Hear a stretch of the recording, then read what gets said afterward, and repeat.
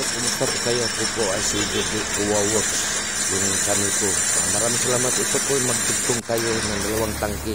Yung ginawa ko niyan, GI pipe na coupling, pina-street ko.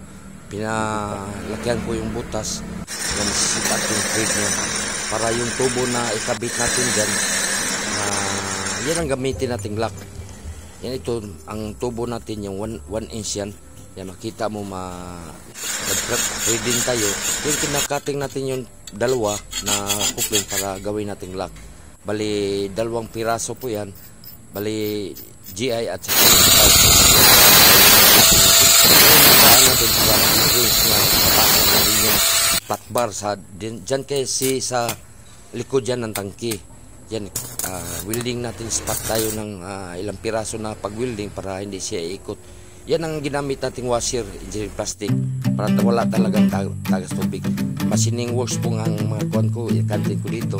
Salvador Noble, thanks ha. David Pino, Manuel Marandi. Bro, salamat bro ha. Yan, maraming salamat thanks sa mga sisis ko. At maraming salamat din, Bliss Vlog, sa mga supportan mo sa akin. Yan, gumawa tayo ng tangki. Yan lahat, tangki. Stand ng tangki.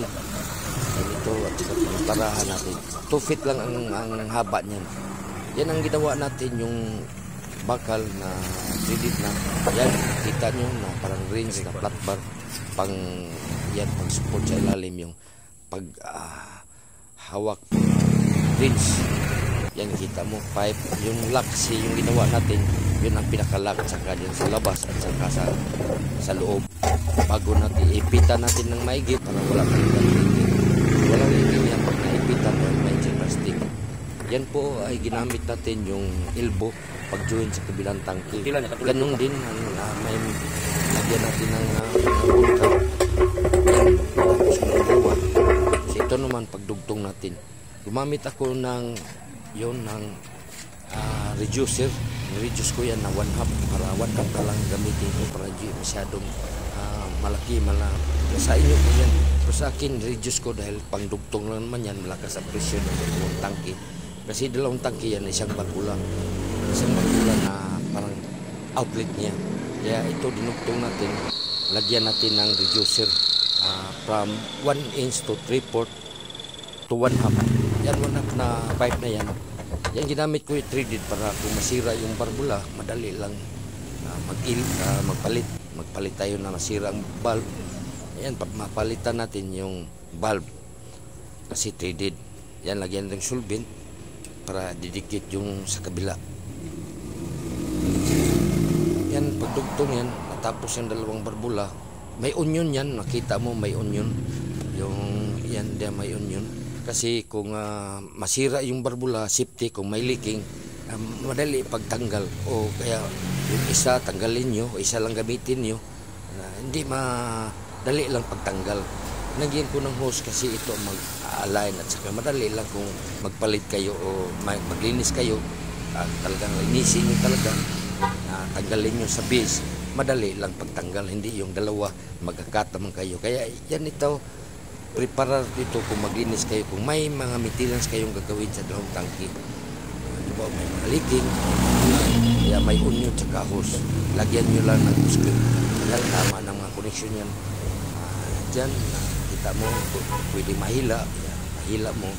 Pag may onion, madali lang kasi mag-align.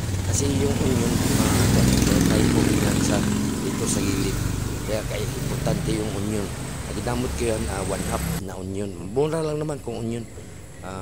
Mga 30 plus ang onion yan, 39 pesos. Nice lang yun. Bawat isa may tangki para kung maglinis kayo, may masira. Yung may laman ang tubig, hindi masasayang ang tubig. Kung maglinis kayo sa isa, may ayusin kayo. Yan yung reducer yan. Pinaka outlet ko na yan. Yan, dyan labas ang tubig. Pwede dyan direkta ka, halimbawa, gamitan mo ito pang supply storage lang, hindi yung pang mintang talaga nimo. Yung halimbawa, yung gaya, gabi lang, gamitin nyo bukas, hindi na kailangan na doon magagawa ka ng base na mahaba. Yan ito 2 feet lang. Kasi mayroon namang madaling araw, halimbawa may tubig. Yan magamit nyo yan. Direkta na lang sa pusit. Pero yan outlet na yung ginamit ko.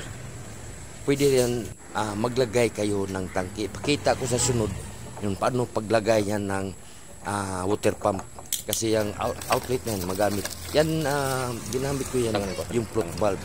Yung float valve importante po yan. Halimbawa matulog kayo, pabayaan nyo lang mag-on. Yan ang talagang mag-shut off siya kung ang aabot na sa level sa water.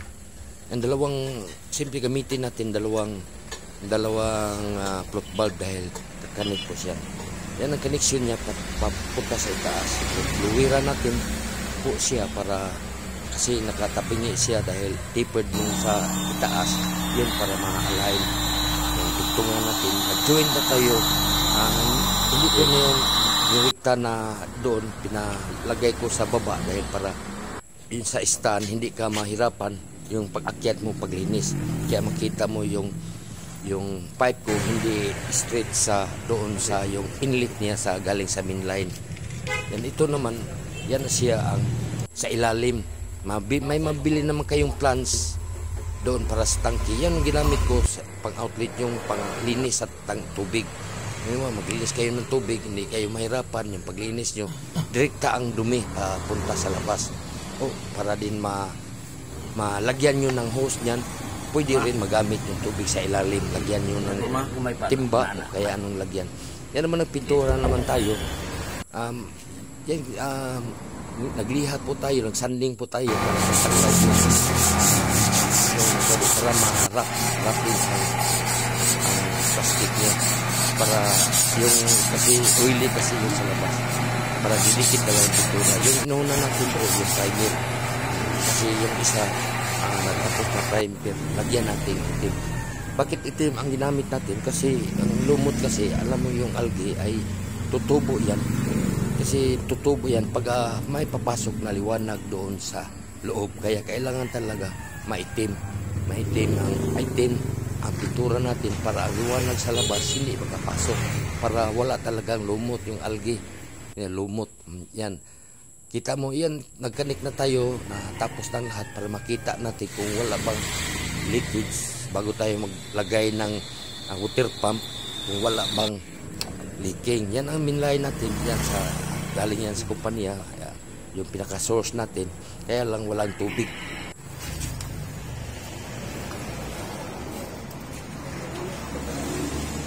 Isok-sok, tangki lang dito. I-abli.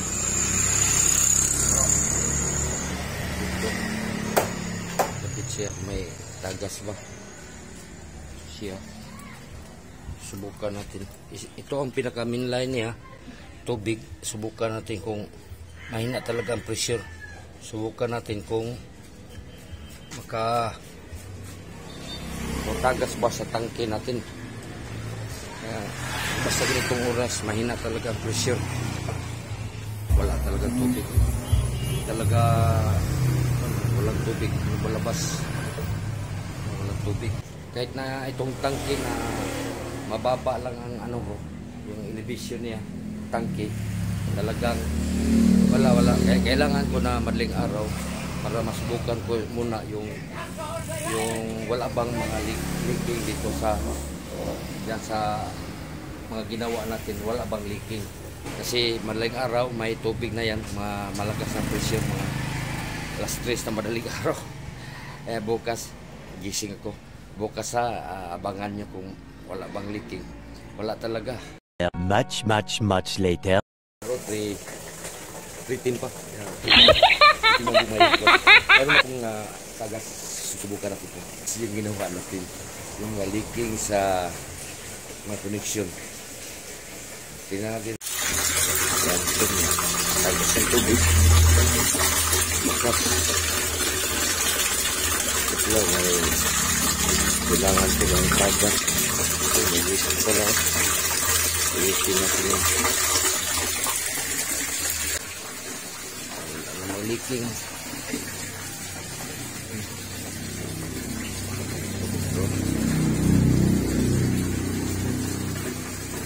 Ayos naman. Ito naman. Siya.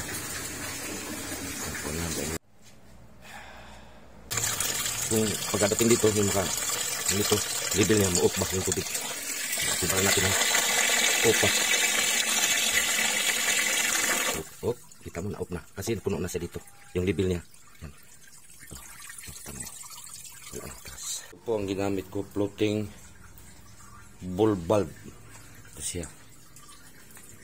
Okay na, wala nang tagas connection natin, matulog na ako.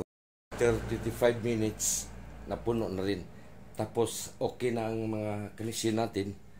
Pagkatapos, nag-off siya. Yung okay yung connection natin. Tapos na, 3:45 AM na. Kasi kadlawon, matulog ulit ako para bukas na naman. Maraming salamat ha, tulog na ako. Oh my God.